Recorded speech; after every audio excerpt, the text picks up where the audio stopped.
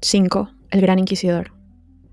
Tampoco aquí puedo pasarme sin un prólogo, quiero decir, sin un prólogo literario, se rió Iván. Valiente autor estoy hecho.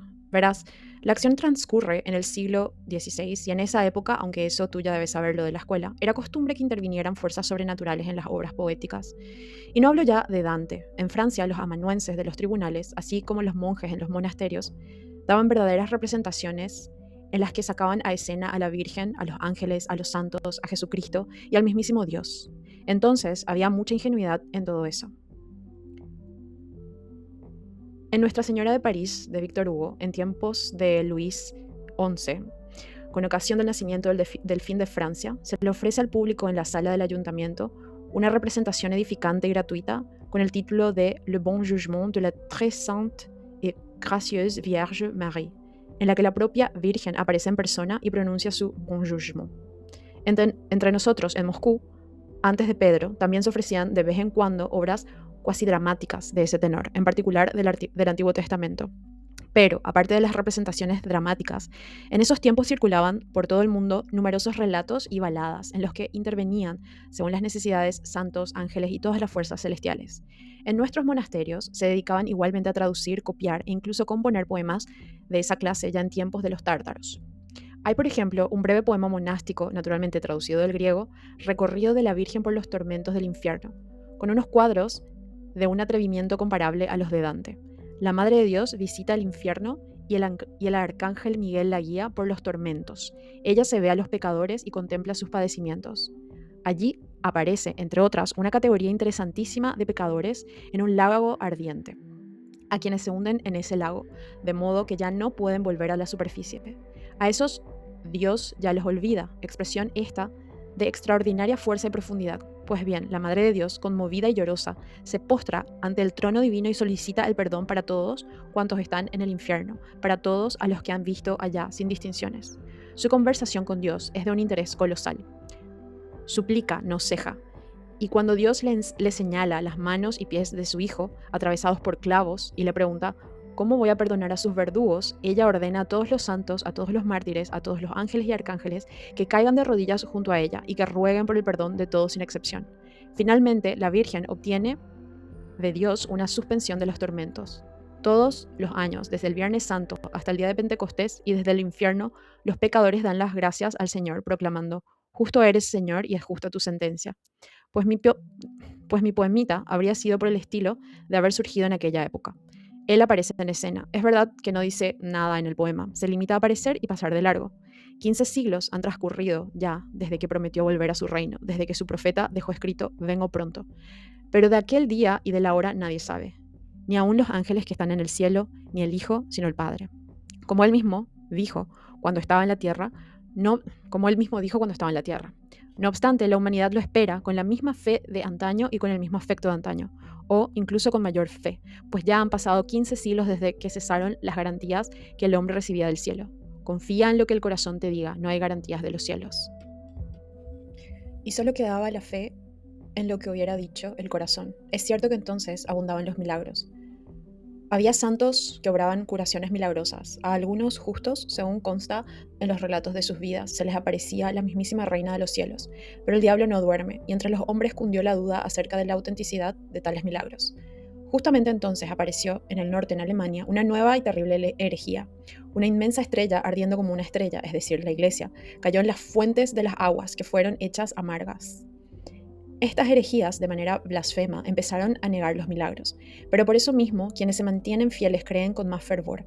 Las lágrimas de la humanidad siguen elevándose hacia Él como antes, lo esperan, lo aman, confían en Él, ansían padecer y morir por Él, igual que antes. Tantos siglos imploró la humanidad con fe y compasión. Oh Señor, ven a nosotros. Tantos siglos lo estuvieron invocando, tantos siglos lo estuvo invocando para que Él, en su infinita compasión, quisiera descender junto a los suplicantes. Ya había descendido, ya había visitado con anterioridad a algunos justos, mártires y santos anacoretas, estando aún en la tierra, tal y como está escrito en los relatos de sus vidas. Entre nosotros, Tyutchev, profundamente convencido de la veracidad de sus propias palabras, ha proclamado: abrumado por el peso de la cruz, de punta a punta, mi querida tierra, como un simple esclavo, el Rey de los cielos te ha recorrido bendiciéndote. Algo que ha ocurrido indefectiblemente, te lo digo yo. He aquí que Él deseó mostrarse aunque solo fuera un momento al pueblo, a ese pueblo atormentado, sufriente, que peca de un modo hediondo, pero que lo ama con un amor de niño. La acción de mi poema tiene lugar en España, en Sevilla, en los tiempos más atroces de la Inquisición, cuando en el país ardían a diario las hogueras para glorificar a Dios y, en grandiosos autos de fe, quemaban a los pérfidos herejes. Naturalmente, no fue ese su prometido descenso a la tierra tal y como se presentará en el fin de los tiempos, con toda su gloria celestial, de forma repentina. Como el relámpago sale del oriente y resplandece hasta el occidente, no. Solo quiso visitar brevemente a sus hijos, precisamente allí donde crepitaban las hogueras de los herejes. Por su misericordia infinita, caminó una vez más entre las gentes, en la misma forma humana que había tenido cuando habitó durante 3 años en medio de los hombres, 15 siglos antes. Desciende a las tórridas callejas de la ciudad meridional, precisamente allí donde la misma víspera, en un grandioso auto de fe, en presencia del rey, de la corte, de caballeros, de cardenales y de hermosísimas cortesanas, delante de la numerosa población de toda Sevilla, el cardenal y gran inquisidor había hecho quemar a cerca de un centenar de herejes ad majorem gloriam Dei. Aparece en silencio, discretamente, pero todos, por raro que parezca, lo reconocen. Este podría ser uno de los mejores pasajes del poema. Quiero decir, ¿por qué precisamente lo reconocen? La gente, arrastrada por una fuerza invencible, se dirige a él, lo rodea, se apelotona a su alrededor, lo sigue. Él avanza en silencio entre la multitud, con una sonrisa callada de infinita compasión. Arde en su corazón el sol del amor, brotan de sus ojos los rayos de la luz, de la iluminación y de la fuerza, y derramándose sobre los hombres, despierta en sus corazones un amor recíproco. Tiende los brazos hacia ellos, los bendice, y al contacto con él, incluso con sus vestiduras, surge una fuerza que da salud. Un anciano, ciego desde la infancia, grita en medio de la multitud: «Cúrame, Señor, y así podré verte». Y de pronto se le cae una especie de escamas de los ojos, y el ciego ve al Señor. El pueblo llora y besa la tierra que pisa, los niños arrojan flores a su paso, proclaman y cantan Hosana. Es él, repite todo el mundo, tiene que ser él, no puede ser otro. Se detiene en el atrio de la Catedral de Sevilla, justo en el momento en que introducen en el templo, entre llantos, un pequeño ataúd blanco, abierto. Descansa en él una niña de 7 años, hija única de un ciudadano ilustre. La criatura muerta está cubierta de flores. Él resucitará a tu hija, grita una voz entre la muchedumbre a la madre que llora. El deán del cabildo catedralicio, que ha salido al encuentro del féretro, mira perplejo y frunce el ceño. Pero de pronto resuena el lamento de la madre de la niña muerta. La mujer se arroja a los pies del Señor. «Si eres tú, resucita a mi hija», exclama, tendiendo los brazos hacia él. El cortejo se detiene, depositan el féretro en el suelo del atrio a sus pies. Él mira con compasión y sus labios dulcemente vuelven a ordenar: «Talita cum», que quiere decir: «Muchacha, a ti te digo, levántate». Muchacha. La muchacha se incorpora en el féretro, se sienta y mira sonriente, con los ojos muy abiertos por la sorpresa. Tiene en las manos el ramillete de rosas blancas con el que yacía en el ataúd. La gente está emocionada, hay gritos y llantos, y en ese mismo instante cruza la plaza de la catedral el mismísimo cardenal, el gran inquisidor. Es un anciano de casi 90 años, alto y erguido, de rostro enjuto, con los ojos hundidos, pero en los que aún brilla como una chispa de fuego. Oh, ¿no viste sus espléndidos ropajes cardenalicios con los que ayer se pavoneaba ante el pueblo mientras quemaban a los enemigos de la fe romana? No. En estos momentos no lleva más que su viejo y hosco hábito monástico. A una distancia prudencial lo siguen sus siniestros auxiliares y siervos, así como la guardia sagrada. Se detiene delante de la multitud y la observa desde lejos. Lo ha visto todo. Ha visto cómo ponían el ataúd a sus pies. Ha visto cómo resucitaba la doncella y la expresión se lo ha ensombrecido. Frunce sus pobladas cejas, encanecidas, y su mirada resplandece con un fuego siniestro. Extiende el dedo índice y ordena a sus guardias que lo prendan. Y es tanta su fuerza, hasta tal punto tiene el pueblo adoctrinado, sometido y habituado a obedecer, temblando sus órdenes, que la muchedumbre de inmediato abre paso a los guardias, y estos, en medio del silencio sepulcral que se ha hecho de repente, lo detienen y se lo llevan. En un abrir y cerrar de ojos, la multitud, como un solo hombre, inclina la cabeza hasta el suelo ante el anciano inquisidor, el cual, sin decir una palabra, bendice al pueblo y sigue su camino. La guardia conduce al prisionero a una mazmorra abovedada, angosta y tenebrosa, en el viejo caserón del Santo Oficio, y allí lo dejan encerrado. Pasa el día, cae la oscura, sofocante y mortecina noche sevillana. El aire huele a laurel y a limonero. En medio de las profundas tinieblas se abre la puerta de hierro de la mazmorra y el gran inquisidor en persona entra lentamente con un candil en la mano. Está solo en su espalda. La puerta se cierra de inmediato. Se detiene cerca del umbral y se queda mucho tiempo, 1 minuto quizá 2, contemplando el rostro del preso. Por fin se acerca con un paso quedo, deja el candil en la mesa y le dice: «¿Eres tú? ¿Tú? pero sin recibir respuesta añade enseguida: no contestes, guarda silencio. Además, ¿qué podrías decir? De sobra sé lo que dirás, no tienes derecho a añadir nada a lo que ya has dicho antes. ¿Por qué has venido a estorbarnos? ¿Por qué tú has venido a estorbarnos y también lo sabes? ¿Pero acaso sabes lo que ocurrirá mañana? Yo no sé quién eres ni quiero saberlo. Si en verdad eres tú o solo una apariencia suya, pero mañana te condenaré y te haré quemar en la hoguera, como el más vil de los herejes, y bastará un solo gesto mío para que el mismo pueblo que hoy te ha besado los pies mañana se lance a avivar las brasas de tu hoguera. ¿Lo sabes? Sí, puede que lo sepas, añadió profundamente caviloso, sin apartar un instante la mirada de su prisionero. No acabo de entender, Iván, ¿qué significa todo esto?, sonrió Alyosha, que llevaba todo ese tiempo escuchando en silencio. ¿Se trata simplemente de una fantasía sin límites o de algún error del viejo, de un imposible qui pro quo? Ok, give me a second.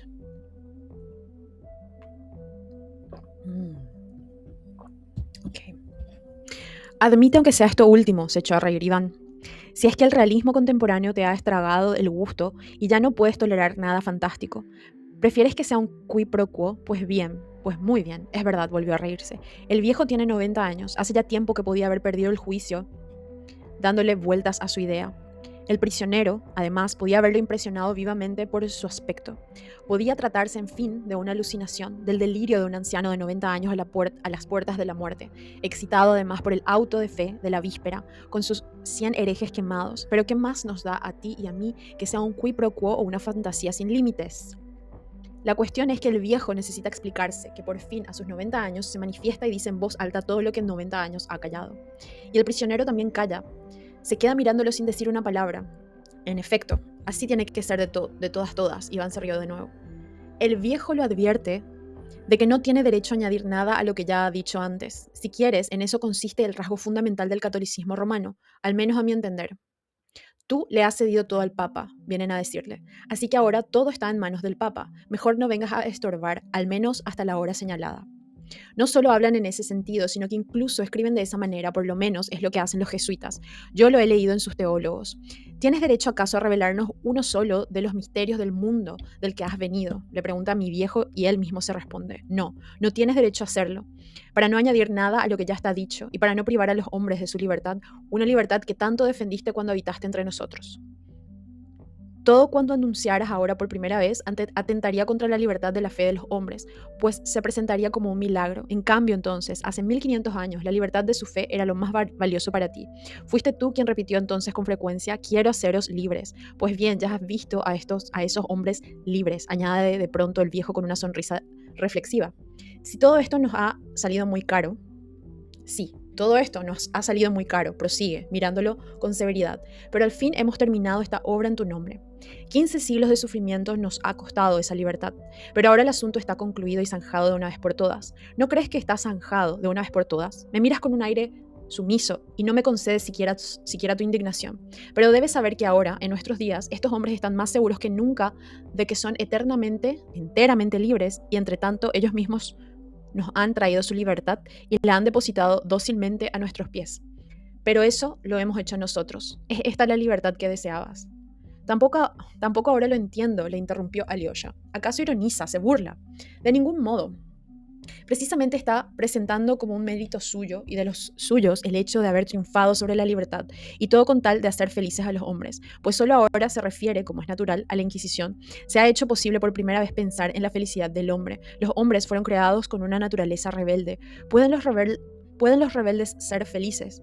Te habían avisado, sigue diciendo. No te faltaron advertencias e indicaciones, pero no hiciste caso de tales advertencias. Rechazaste el único camino que conducía a la felicidad de los hombres. No obstante, al marcharte, afortunadamente, pusiste tu obra en nuestras manos. Lo prometiste, empeñaste en ello tu palabra, nos otorgaste el derecho a atar y desatar. Y ahora, por descontado, no pienses siquiera en quitarnos ese derecho. ¿Por qué has tenido que venir a estorbarnos?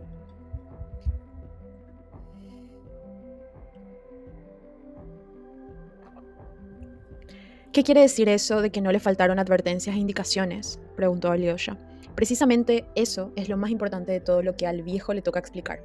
Un espíritu tan terrible como inteligente, el espíritu de la autodestrucción y la inexistencia, sigue diciendo el viejo. El gran espíritu habló contigo en el desierto. Y dicen los libros, ¿te tentó? Es cierto, ¿podría acaso decirse algo más verdadero que aquellas 3 preguntas que te formuló y que tú rechazaste, y que en los libros se conocen como tentaciones? Y lo cierto es que, si alguna vez se ha obrado en la tierra Un milagro realmente atronador fue precisamente aquel día, el día de las tres tentaciones. La mera formulación de esas tres preguntas ya era justamente un milagro. Si fuera posible imaginar, solo a modo de prueba y de ejemplo, que esas tres preguntas del terrible espíritu se hubieran perdido sin dejar rastro en los libros y que fuera preciso restablecerlas, idearlas y componerlas de nuevo para volver a introducirlas en esos libros, y que hubiera que reunir con ese fin a todos los sabios de la tierra, a gobernantes, prelados, científicos, filósofos y poetas, diciéndoles: discurrid, formulad tres preguntas, pero han de ser tales que, además de responder la magnitud del acontecimiento, expresen por encima de todo, en tres palabras, en solo tres frases humanas, toda la historia futura del mundo y de la humanidad. ¿Crees tú que toda la sabiduría de la Tierra, así reunida, podría concebir algo remotamente parecido en fuerza y profundidad a esas tres preguntas que de hecho te formuló entonces en el desierto el poderoso e inteligente espíritu? Solo por esas preguntas, por el simple milagro de su formulación, se comprende que no se trata de una inteligencia humana corriente, sino de una inteligencia eterna y absoluta. Pues en esas tres preguntas está como englobada y profetizada toda la historia sucesiva del hombre, y en ella se presentan los tres modelos a los que se reducen todas las irresolubles contradicciones históricas de la naturaleza humana en la Tierra. Entonces, eso no podía resultar tan evidente, ya que se desconocía el futuro. Pero ahora, 15 siglos más tarde, vemos cómo en esas tres preguntas está todo previsto y profetizado, y se han justificado hasta tal punto que es imposible añadirles ni quitarles nada. Así pues, tú decides quién tenía razón. Tú o aquel que entonces te interrogó. Recuerda la primera pregunta. Si no era así literalmente, su sentido era este. Tú pretendes ir al mundo y vas con las manos vacías, con una vaga promesa de libertad, una libertad que ellos, en su simplicidad y en su arbitrariedad innata, son incapaces de concebir siquiera, una libertad que temen y que les asusta, pues nunca ha habido para el hombre y para la sociedad humana nada más insoportable que la libertad. Ves esas piedras del desierto árido y ardiente, transfórmalas en panes y la humanidad correrá detrás de ti como un rebaño agradecido y dócil, aunque siempre estará temblando de miedo ante la posibilidad de que retires tu mano y los dejes sin pan. Pero tú no quisiste privar al hombre de libertad y rechazaste la propuesta, pues ¿qué libertad puede haber, debiste pensar, si la obediencia se compra con pan? Replicaste que no solo de pan vive el hombre. Pero has de saber que en nombre de ese pan terrenal se rebelará contra ti el espíritu de la tierra, luchará y te derrotará, y todos lo seguirán proclamando: ¿quién es semejante a la bestia que nos ha dado el fuego del cielo? Has de saber que pasarán los siglos y la humanidad proclamará por boca de la sabiduría y de la ciencia que no existe el crimen, ni por tanto tampoco el pecado, sino que existen solo en los hambrientos. Dales de comer y pregúntales entonces por sus virtudes. Eso escribirán en la bandera que levantarán contra ti, que agitarán para destruir tu templo. Un nuevo edificio se alzará allí donde estaba tu templo. Gran puta. La horrible torre de Babel volverá a edificarse, y aunque tampoco esta se vea culminada como ocurrió con la primera, tú siempre habrías podido evitar la construcción de esta nueva torre y acordar en 1000 años los sufrimientos de los hombres, pues solo acudirán a nosotros. Después de haber padecido 1000 años con su torre, vendrán otra vez a buscarnos bajo la superficie de la tierra en catacumbas, donde estaremos ocultos porque seremos nuevamente perseguidos y martirizados, y al encontrarnos nos implorarán: dadnos de comer, porque aquellos que nos habían prometido el fuego del cielo no nos los han traído. Y entonces acabaremos de edificar su torre, pues culminarán la construcción quienes den de comer, y solo nosotros daremos de comer en tu nombre. Y mentiremos al decir que lo hacemos en tu nombre. O nunca, nunca podrán alimentarse sin nosotros. Ninguna ciencia les proporcionará pan mientras sigan siendo libres. Pero al final depositarán su libertad a nuestros pies, diciéndonos: es preferible que nos hagáis vuestros esclavos, pero danos de comer. Gran puta. Al fin comprenderán que son incompatibles la libertad y el pan terrenal en abundancia para todos, pues nunca, nunca serán capaces de repartirlo entre ellos. Dostoyevsky. Se convencerán también de que jamás podrán ser libres, pues son débiles, depravados, mezquinos y rebeldes. Tú les prometiste el pan celestial, pero, vuelvo a repetir, ¿puede acaso, a los ojos de la débil tribu humana, siempre depravada y siempre ingrata, compararse con el pan de la tierra? Y aún admitiendo que te siguieran en nombre de ese pan celestial, miles y decenas de miles de seres humanos, ¿qué sería de los millones y decenas de miles de millones que son incapaces de prescindir del pan terrenal a cambio del celestial? ¿O es que reservas tu amor para las decenas de miles de individuos fuertes y poderosos, mientras que los demás, que son millones, que son incontables como las arenas del desierto, que te aman a pesar de ser débiles, solo han de servir como material para los grandes y los fuertes? No para nosotros, también los débiles son dignos de amor. No. Para nosotros también los débiles son dignos de amor. Son depravados y rebeldes, pero al final también ellos se tornarán sumisos, se quedarán asombrados y nos tendrán por dioses, porque poniéndonos al frente de ellos habremos aceptado cargar con su libertad y reinar sobre ellos. Así de espantosa les resultará al final la idea de ser libres. Pero les diremos que somos tus discípulos y que reinamos en tu nombre. Una vez más los estaremos engañando, pues a ti ya no te dejaremos acercarte. Esa impostura será nuestro tormento, ya que nos habremos visto obligados a mentir. Ese es el sentido de aquella primera pregunta del desierto, aquella que tú rechazaste en nombre de la libertad, que situaste por encima de todo. Lo cierto es que en esa pregunta se encerraba el gran secreto de este mundo. De haber aceptado los panes, habría respondido a esa angustiosa pregunta eterna y universal de los hombres. Lo mismo tomados de uno en uno que tomados en su conjunto. ¿Ante quién inclinarse? Para el hombre no hay preocupación más constante y penosa que la del descubrir lo antes posible. Apenas alcanzada la libertad, ¿ante quién inclinarse? Mas lo que busca el hombre es doblegarse ante algo que sea indiscutible, tan indiscutible que todos los hombres accedan a reverenciarlo con unanimidad. Pues todo el afán de estas criaturas deplorables no consiste ya en encontrar algo ante lo que tal o cual individuo pueda doblegarse, sino en dar con aquello en lo que todos crean y todos reverencian, todos a una necesariamente, y esa necesidad de comunión en la sumisión constituye el mayor tormento de cada individuo, así como de la humanidad en su conjunto, desde el origen de los tiempos. Por culpa de esa sumisión colectiva, los hombres se han exterminado con la espada, han creado a los dioses y se han desafiado, diciendo: renunciad a vuestros dioses y acudid a adorar a los nuestros, si no queréis la muerte para vosotros mismos y para los dioses vuestros. Y así seguirá siendo hasta el fin del mundo. Incluso cuando los dioses hayan desaparecido, los hombres seguirán postrándose ante ídolos. Tú conocías, no podías dejar de conocer este secreto fundamental de la naturaleza humana, pero rechazaste la única bandera infalible que se te había ofrecido para obligar a todo el mundo a inclinarse ante ti sin discusión, la bandera del pan terrenal, que rechazaste en nombre de la libertad y del pan celestial. Fíjate en lo que has hecho después, y siempre en nombre de la libertad. Te repito que no hay para el hombre preocupación más espantosa que la de encontrar a alguien a quien entregar cuanto antes el don de la libertad con el que nace este ser desdichado. Pero solo quien tranquiliza su conciencia consigue dominar la libertad de los hombres. Con el pan se ponía en tus manos una bandera infalible. Si le das pan a un hombre, se inclinará ante ti, pues nada hay más infalible que el pan. Pero si alguien se apodera de la conciencia de ese hombre, éste despreciará tu pan e irá detrás de aquel que ha seducido su conciencia. En eso tenías razón. Y es que el misterio de la existencia humana no consiste únicamente en vivir, sino en saber para qué se vive. Fucking Nietzsche. I can't. No sé. Wait. Sin una idea precisa del sentido de su vida, el hombre no quiere vivir y prefiere matarse antes que seguir en la tierra, por mucho que nade en la abundancia. Y sin embargo, ya ves lo que ocurrió. En vez de someter la libertad de los hombres, tú se la hiciste aún mayor. ¿O acaso habías olvidado que el hombre aprecia más la tranquilidad o incluso la muerte que la libertad para discernir el bien y el mal?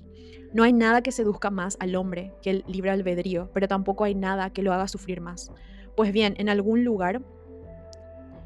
lugar de establecer unas bases firmes para tranquilizar definitivamente la conciencia de la gente, te inclinaste por todo lo extraordinario, misterioso e indefinido, todo lo que no está al alcance de las fuerzas humanas, actuando como si no amaras en absoluto a los hombres, y eso lo hiciste tú, ni más ni menos, que habías venido a dar la vida por ti. En vez de dominar la libertad humana, la multiplicaste, abrumando con sus tormentos el reino espiritual de los hombres por los siglos de los siglos. Pretendías que el hombre amara libremente, que te siguiera por su propia voluntad, seducido y cautivado por ti. En lugar de someterse al rigor de la vieja ley, el hombre de corazón libre tendría que discernir en lo sucesivo el bien y el mal, sin otra guía que tu imagen delante de los ojos. Pero de verdad, ¿no previste que el hombre acabaría renegando de ti y que llegaría a poner en cuestión tu imagen y tu verdad, oprimido por la carga espantosa del libre albedrío? Proclamará al final que la verdad no está en ti, pues era imposible dejarlos en mayor turbación y tormento de lo que hiciste tú, cargándolos de preocupaciones y problemas irresolubles. De ese modo, tú mismo sentaste las bases para la destrucción de tu reino, y a nadie puedes culpar más que a ti. ¿Acaso era eso lo que te habían propuesto? Hay tres únicas fuerzas en la tierra capaces de someter y subyugar para siempre la conciencia de estos débiles rebeldes, en aras de su propia felicidad: el milagro, el misterio y la autoridad. Tú rechazaste las tres, y así diste ejemplo. Cuando el espíritu terrible y sabio te transportó al pináculo del templo, te dijo: si quieres saber si eres el Hijo de Dios, arrójate al vacío, pues se ha dicho que los ángeles lo sostendrán y lo llevarán, y él no caerá ni se lastimará. Entonces sabrás si eres el Hijo de Dios, y así demostrarás tu fe en tu Padre. Pero tú, después de escucharle, rechazaste su proposición, no accediste y no te arrojaste al vacío. O sí actuaste entonces como un Dios, mostrando orgullo y grandeza. Pero la humanidad, esa débil tribu rebelde, ¿está formada acaso por dioses? O entonces comprendiste que con un solo paso, haciendo un simple ademán de arrojarte al vacío, habrías tentado de inmediato al Señor y habrías perdido toda fe en Él. Te habrías estrellado, para regocijo del espíritu inteligente que te tentaba, contra la tierra que habías venido a salvar. Pero insisto, hay muchos como tú. ¿Y alguna vez habías imaginado, solo por un momento, que los hombres serían capaces de resistir semejante tentación? Es propio de la naturaleza humana rechazar el milagro y atenerse en los terribles trances de la vida, cuando se plantean los dilemas espirituales más atroces, esenciales y dolorosos, a los que libremente dispone el corazón. O tú sabías que tu proeza quedaría recogida en los libros, que llegaría al fondo de los tiempos y a los últimos confines de la tierra, y contabas con que el hombre, siguiéndote a ti, también conservaría a Dios sin necesidad de milagros. Pero ignorabas que el hombre apenas cuestiona el milagro, rechaza inmediato a Dios, pues el hombre busca el milagro más que a Dios. Y como el hombre carece de fuerzas para prescindir de los milagros, se forja sus propios milagros y se inclina ante los prodigios del curandero o ante la brujería, aunque sea 100 veces rebelde, herético y ateo. Tú no bajaste de la cruz cuando te gritaban, mofándose e intentando provocarte. Desciende de la cruz y creeremos que eres tú. No bajaste, porque tampoco querías esclavizar al hombre con un milagro. Buscabas una fe libre, no una fe milagrosa. Anhelabas un amor libre, no el éxtasis servil del esclavo ante una demostración de poder que lo dejaría aterrorizado para siempre. Otra vez te forjaste una idea en exceso elevada de los hombres, pues estos son esclavos sin dudas, aunque hayan sido creados rebeldes. Examina los hechos y juzga. Ya han transcurrido 15 siglos. Observa a los hombres. ¿A quién has elevado hasta ti? Te juro que el hombre es una criatura más débil y mezquina de lo que imaginabas. ¿Cómo hacer lo que tú has hecho? Al apreciarlo tanto, has obrado como si ya no te apiadaras de él, exigiéndole más de la cuenta. Y eso tú que lo amabas más que a ti mismo, de haberlo apreciado menos, también le habrías exigido menos y le habrías impuesto una carga más liviana, en consonancia con tu amor. El hombre es frágil y ruin. ¿Qué más da que ahora se levante en todas partes contra nuestro poder y se jacte de su rebeldía? Esa es la jactancia del niño y del escolar. Son como chiquillos que se han amotinado en clase y han echado al maestro. También al alborozo de los niños le llegará su fin y lo pagarán caro. Derribarán los templos y cubrirán de sangre la tierra. Pero al final esos niños estúpidos caerán en la cuenta de que por muy rebeldes que sean, carecen de fuerza y que no son capaces de mantener mucho tiempo su rebelión. Derramando sus estúpidas lágrimas, acabarán comprendiendo que el Creador, creando los rebeldes, lo que quería era burlarse de ellos. Así lo proclamarán, desesperados. Y lo dicho por ellos será una blasfemia, que los hará más infelices, pues la naturaleza humana no soporta la blasfemia, y al final siempre acaba vengándola. Esto es, pues, lo que hay: desasosiego, turbación y desdicha. Tal es la suerte de los hombres después de todo lo que ha sufrido por su libertad. En su visión alegórica, tu gran profeta dice que vio a todos los participantes en la primera resurrección y que eran 12.000 de cada tribu, y aún siendo tantos, más que hombres, eran como dioses. Habían soportado tu cruz, habían soportado décadas de hambre y aridez en el desierto, alimentándose de langostas y raíces. Ciertamente puedes señalar con orgullo a estos hijos de la libertad, del libre amor, del sacrificio libre y sublime en tu nombre. Recuerda, no obstante, que eran apenas unos cuantos miles y para colmo como dioses. Pero ¿y los demás? ¿Qué culpa tienen los otros, los débiles, de no haber podido soportar lo mismo que los poderosos? ¿Qué culpa tiene un alma frágil si no tiene fuerzas para alojar tan terribles dones? ¿O es acaso cierto que viniste solo a los elegidos y para los elegidos? Pero en tal caso, hay en ello un misterio que no podemos comprender. Y si hay un misterio, también nosotros tendríamos derecho a predicar ese misterio y a enseñar a los hombres que lo importante no es ni la libre elección de los corazones ni el amor, sino el misterio, a los que deben someterse ciegamente, aunque sea contra los dictados de su conciencia. Eso es lo que hemos hecho. Hemos corregido tu obra basándola en el milagro, en el misterio y en la autoridad. Wow, espera. Amazing. Esto ni es la primera vez que estoy leyendo, pero todas las veces. Y la gente se alegra al verse otra vez conducida como un rebaño y al comprobar que ya no pesa sobre su corazón un don tan terrible que tantos tormentos les había acarreado. Dime, si no hemos hecho bien al predicar y obrar de este modo. ¿No amábamos acaso a la humanidad cuando reconocíamos humildemente su impotencia, cuando aliviábamos su carga con amor, cuando incluso le tolerábamos el pecado a su frágil naturaleza, siempre que pecara con nuestro consentimiento? Entonces, ¿por qué has tenido que venir a entorpecer nuestra obra? ¿Y por qué me miras ahora en silencio fijamente con tus dulces ojos? Deberías irritarte. Yo no aspiro a tu amor porque tampoco te amo. ¿Para qué iba a ocultártelo? ¿O es que te crees que no sé con quién hablo? Todo cuanto tengo que decirte, tú ya lo sabes, lo leo en tus ojos, no tengo por qué ocultarte nuestro secreto, pero es posible que prefieras oírlo de mis labios. Pues bien, escucha, nosotros no estamos contigo, sino con él. Ese es nuestro secreto. Hace mucho que estamos con él y no contigo, hace ya 8 siglos de eso. Hace justo 8 siglos aceptamos de él aquello que tú habías rechazado indignado, el último don que te ofreció al mostrarte todos los reinos terrenales. De él recibimos Roma y la espada del César, y nos declaramos reyes de la tierra, los únicos reyes, aunque todavía no hayamos podido culminar nuestra empresa. Pero ¿quién tiene la culpa? El demonio es el Estado. Pero ¿quién tiene la culpa? O nuestra empresa está todavía en mantillas, pero ya está en marcha. Aún habrá que esperar mucho tiempo para su culminación. La tierra tiene aún por delante muchos padecimientos, pero alcanzaremos nuestra meta y seremos césares. Ya pensaremos entonces en la felicidad universal. No obstante, ya entonces pudiste haber empuñado la espada del César. ¿Por qué rechazaste ese último don de haber aceptado el tercer consejo del poderoso espíritu? Habrías podido ofrecerle al hombre todo cuanto precisa en la tierra, es decir, alguien ante el que inclinarse, alguien a quien confiar su conciencia y el medio de unirse todos finalmente en un hormiguero común, incontestable y unánime. Pues la necesidad de una unión universal constituye el tercer y último tormento de la raza humana. La humanidad en su conjunto siempre ha tendido indefectiblemente a organizarse sobre una base universal. Ha habido muchos pueblos importantes con una historia gloriosa, pero cuanto más destacaron esos pueblos, tanto más desgraciados fueron por experimentar con más intensidad que los otros la necesidad de la unión universal de los hombres. Los grandes conquistadores, los Tamerlán, los Genghis Khan, pasaron como un torbellino sobre la tierra, ansiosos por conquistar el orbe entero, pero hasta ellos, aunque inconscientemente, expresaban esa misma necesidad profunda que siente la humanidad de alcanzar la plena unión universal.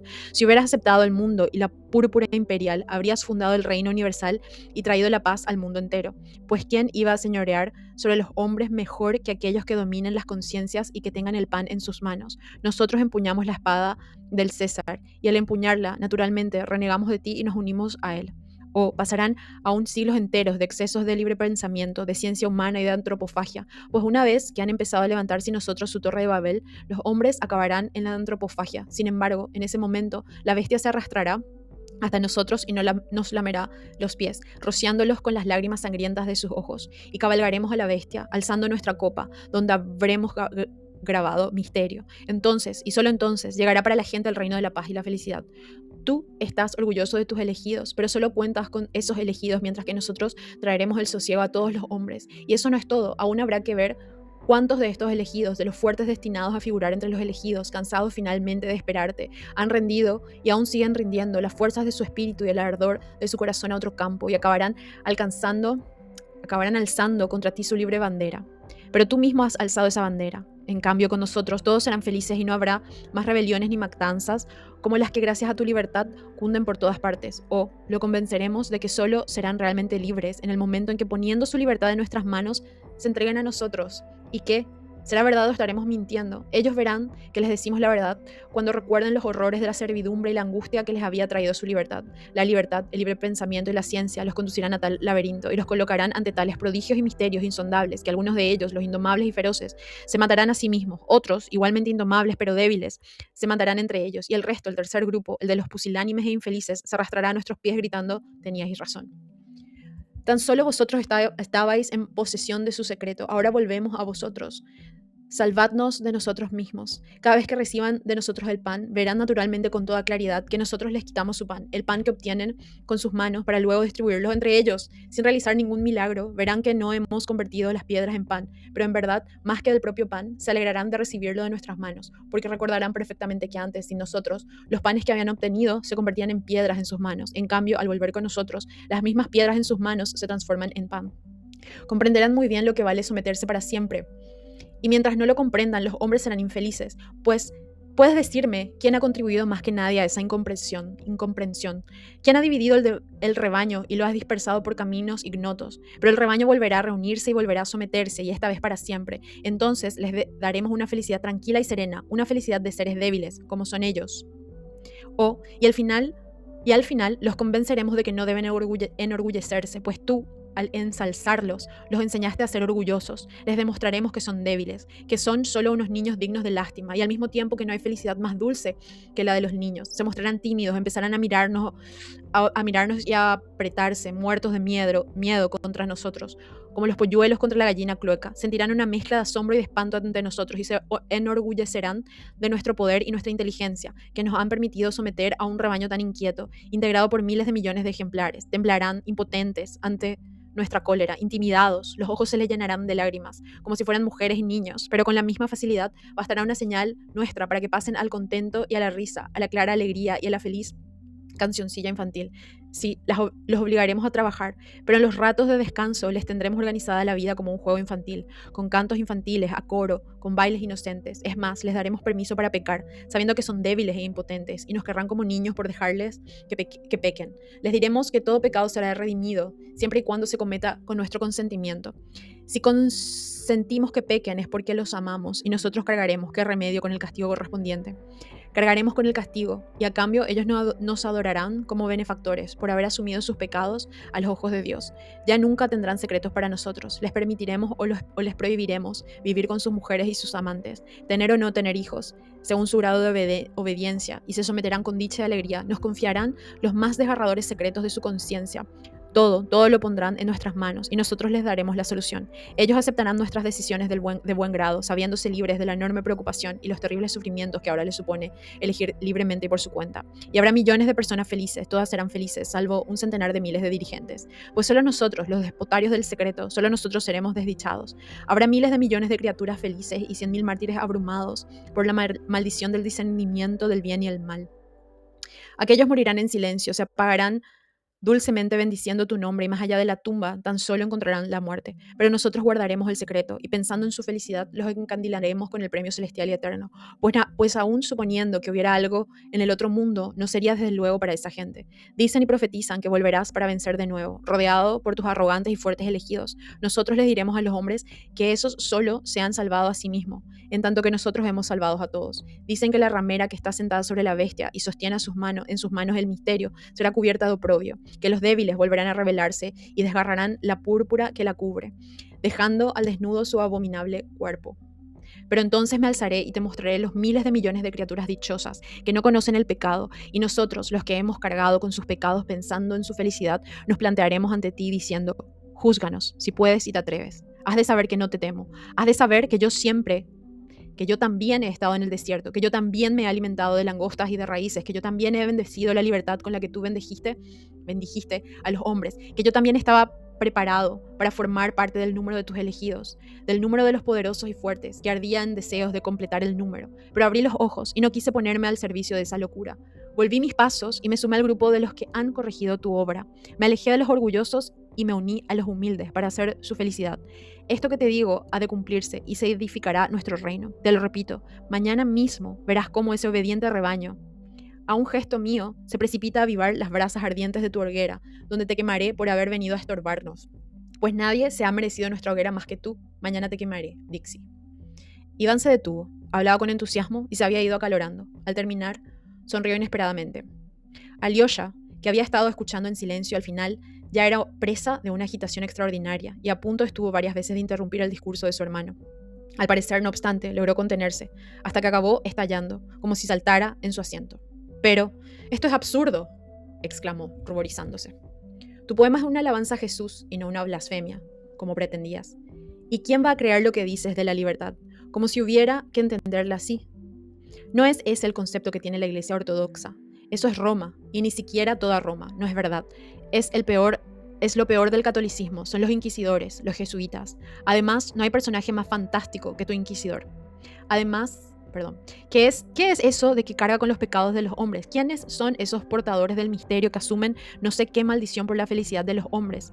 ¿Cuándo los ha visto nadie? ¿Conocemos a los jesuitas? Se habla muy mal de ellos, pero de verdad, ¿son como tú lo presentas? No son así, ni de lejos. Simplemente son el ejército de Roma para el futuro reino universal de la tierra, con un emperador, el sumo pontífice romano a la cabeza. Ese es su ideal, pero nada de misterios ni sublimes tristezas. El más elemental afán de poder, de sucios bienes terrenales, de esclavización, algo así como un futuro régimen de servidumbre en el que ellos serán los terratenientes, a eso se reducen. Puede que esa gente ni siquiera crea en Dios. Tu atormentado inquisidor es pura fantasía. Para, Iván se echó a reír. Sí que te lo tomas a pecho. Pura fantasía, dices. De acuerdo, claro que sí. Es una fantasía. No obstante, permíteme. ¿De verdad crees que todo el movimiento católico de los últimos siglos se reduce a un simple afán de poder para obtener apenas unos sucios bienes? ¿No te lo habrá enseñado el padre Paisi? No, al contrario. El padre Paisi habló, en cierta ocasión, en un sentido parecido al tuyo, aunque no era lo mismo. Claro, no era lo mismo en absoluto, se corrigió rápidamente Alyosha. Con todo, es una revelación muy valiosa, aunque hayas aclarado que no era lo mismo. Lo que yo te pregunto en concreto es por qué tus jesuitas y tus inquisidores se han puesto de acuerdo tan solo para obtener esos despreciables bienes materiales. ¿Por qué no puede haber entre ellos ni un solo mártir torturado por un sufrimiento noble y lleno de amor a la humanidad? Verás, supón que entre todos esos individuos ansiosos de viles bienes materiales se encontrara uno, solo uno, que como mi viejo inquisidor hubiera comido raíces en el desierto y se hubiera mortificado, sometiendo su carne para llegar a ser libre y perfecto, y que no obstante, después de haber amado toda la vida a la humanidad, un buen día abre los ojos y cae en la cuenta de que alcanzar la perfección de la voluntad supone una pobre satisfacción moral, sabiendo al mismo tiempo que hay millones de criaturas de Dios que son solo dignas de escarnio, porque jamás tendrán la fuerza suficiente para lograr la libertad, que de unos tristes rebeldes no surgirán nunca unos gigantes capaces de culminar la torre, que el gran idealista no había concebido su armonía para unos tipos semejantes. Habiendo caído en la cuenta de todo eso, se vuelve atrás y se une a la gente inteligente. ¿De verdad te parece imposible? ¿Que se unió a quiénes? ¿Qué gente inteligente era esa?, exclamó Alyosha, ya casi fuera de sí. Ninguno de ellos tiene tal inteligencia, ni hay entre ellos misterios y secretos de esa clase. Lo único que tienen, si acaso, es el ateísmo. Ese es todo su secreto. Tu inquisidor no cree en Dios. Ahí tiene su secreto. Aunque así fuera, por fin caes en la cuenta. Y así es, en efecto. En eso radica todo el secreto. Pero no es un tormento, al menos para un hombre como él, que ha despreciado toda su vida por una gesta en el desierto y no se ha curado de su amor a la humanidad.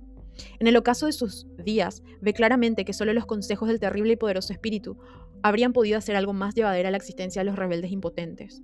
Esos seres abortados que únicamente han servido de prueba, creados para ser objeto de irrisión.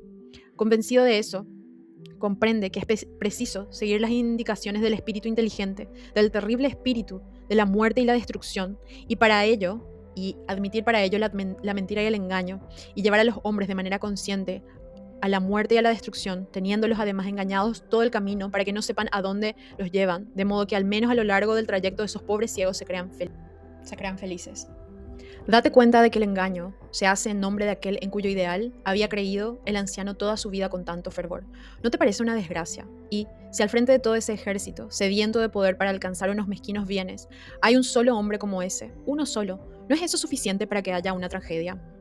Más aún, basta un hombre así al frente para ver encarnada finalmente la verdadera idea directriz de toda la empresa romana, con todos sus ejércitos y sus jesuitas, la idea culminante de esta empresa. Te lo digo con toda franqueza, estoy firmemente convencido de que nunca ha faltado esa clase de hombre excepcional entre quienes se encontraban al frente del movimiento. ¿Quién sabe? Quizá los haya habido incluso entre los sumos pontífices romanos. ¿Quién sabe si ese maldito viejo, que ama a la humanidad con tanta tenacidad y de un modo tan peculiar, sigue existiendo en nuestros días, encarnado en un grupo de ancianos excepcionales, y no de cualquier modo, sino como un acuerdo, como una unión secreta que lleva mucho tiempo organizada para preservar el misterio, ocultándoselo a los desgraciados y a los débiles, con ánimo de hacerlos felices? Seguro que eso ocurre, y así tiene que ser. Incluso me imagino que los masones basarán su doctrina en un misterio análogo, y que por eso los católicos los odian de ese modo, pues ven en ellos a unos competidores, representan la ruptura de la unidad del ideal, cuando debería haber un solo rebaño y un solo pastor. En todo caso, al defender así mis puntos de vista, parezco un autor que no ha resistido tus críticas. Ya basta. A ver, si tú eres un masón, estalló de pronto Alyosha. No crees en Dios, añadió, pero ya con inmensa tristeza. Tenía además la sensación de que su hermano lo miraba con aire de burla. ¿Y cómo termina tu poema?, preguntó, de improviso, con la vista clavada al suelo, o ya terminado. Quería terminarlo del siguiente modo. Cuando el inquisidor acaba su discurso, se queda un rato esperando a que su prisionero le responda. El silencio de éste le resulta penoso. Se ha fijado en que el cautivo no ha hecho otra cosa que observarlo detenidamente, en silencio, sin apartar la vista de sus ojos, y aparentemente sin intención de contestarle. Al viejo le gustaría que le dijera algo, por amargo y terrible que fuese, pero de pronto, sin mediar palabras, se acerca y besa en los labios exangües al nonagenario. Esa es toda su respuesta. El viejo se estremece, algo se agita en las comisuras de sus labios, se dirige a la puerta y la abre diciendo: vete y no vuelvas más, no vuelvas nunca, nunca, nunca, y le deja salir a las oscuras callejuelas de la ciudad. El prisionero se va. ¿Y el viejo? El beso le quema el corazón, pero el viejo se aferra a su idea. ¿Y tú estás con él? ¿Tú también? Preguntó amargamente Alyosha. Iván se rió. Todo eso es absurdo, Alyosha. Si no es más que un poema disparatado de un estudiante disparatado que no ha escrito 2 versos en toda su vida. ¿Por qué te lo tomas tan en serio? ¿No irás a creer que ahora mismo pienso ir a ver a los jesuitas para unirme al grupo de hombres que se dedican a rectificar su gesta? Ay, señor, ¿a mí qué más me da? Ya te lo he dicho. Solo quiero llegar a los 30 años y entonces arrojaré la copa al suelo. Y las hojillas pegajosas, las tumbas adoradas, el cielo azul, la mujer amada, ¿cómo vas a vivir? ¿Cómo piensas amarlos? Exclamó Alyosha con pesar. Con semejante infierno en el pecho y en la cabeza, ¿cómo va a ser posible? No, tú te vas precisamente para unirte a ellos. Y si no, te matarás. No vas a poder aguantar. Hay una fuerza que todo lo aguanta, replicó Iván con una sonrisa fría. ¿Qué fuerza? La de los Karamazov. La fuerza de la vileza karamazoviana. O sea, hundirse en el vicio, ahogar el alma en la depravación, ¿verdad? ¿Verdad? Puede que también consista en eso. Hasta los 30 años tal vez lo evite y luego... ¿Cómo vas a evitarlo? ¿De qué modo? Con tus ideas. Eso es algo imposible. Una vez más, al estilo de los Karamazov. ¿Te refieres a que todo está permitido? Todo está permitido. ¿No es eso? ¿Es eso? Iván frunció el ceño y de pronto palideció de una forma extraña. Ah, veo que ayer cazaste al vuelo esas palabritas que tanto ofendieron a Miusov y que tan ingenuamente repitió nuestro hermano Dmitri. Dijo con una sonrisa forzada. Sí, puede ser, ya que se ha dicho. Todo está permitido. No me retracto. Y la versión de Minteka no está nada mal. Alyosha lo miró sin decir nada. Yo, hermano, ahora que me voy, pensaba que al menos te tenía a ti en el mundo, dijo de pronto Iván con inesperada emoción. Pero ya veo que en tu corazón no hay sitio para mí, mi querido ermitaño. Yo no reniego de la fórmula. Todo está permitido, pero veo que, por lo mismo, tú sí que reniegas de mí, ¿verdad? ¿Verdad? Alyosha se levantó, se acercó a su hermano y sin decir nada le besó dulcemente los labios. Eso es plagio literario, exclamó Iván, presa de un entusiasmo repentino. Lo has robado de mi poema. Gracias de todos modos. Levanta, Alyosha, vámonos, ya es hora para mí y para ti. Salieron, pero se pararon en el porche de la taberna. Mira, Alyosha, dijo Iván con voz firme, si de verdad soy capaz de amar las hojillas pegajosas, solo me hará falta acordarme de ti. Me bastará saber que aquí, en alguna parte, estás tú, para no perder las ganas de vivir. Te basta a ti con eso. Tómatela incluso, si quieres, como una declaración de amor. Y ahora, tú para la derecha y yo para la izquierda. Y ya es suficiente, ¿me oyes? Ya es suficiente. Quiero decir que si mañana no me fuera, aunque me parece que me iré, con seguridad, y volviéramos a encontrarnos alguna vez, no quiero oír ni una palabra sobre esta cuestión, insisto. Y en cuanto a nuestro hermano Dmitri, lo mismo te digo, te lo pido muy en serio, no me lo menciones nunca más, añadió de pronto irritado. Todo está dicho y más que dicho, ¿verdad? A cambio, por mi parte, voy a hacerte una promesa. Cuando al acercarme a los 30 años decida arrojar la copa al suelo, estés donde estés, volveré para hablar contigo.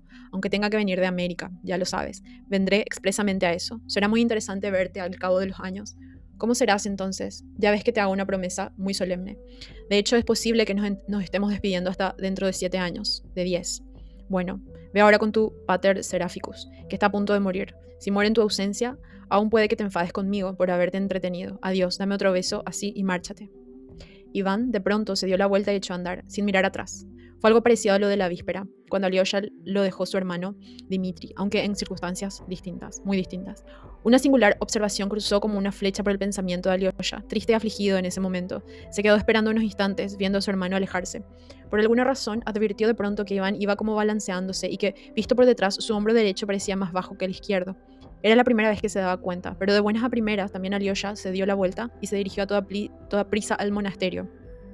Ya había caído la noche y casi sentía miedo. Notó cómo se apoderaba de él una nueva sensación, que no habría sabido explicar.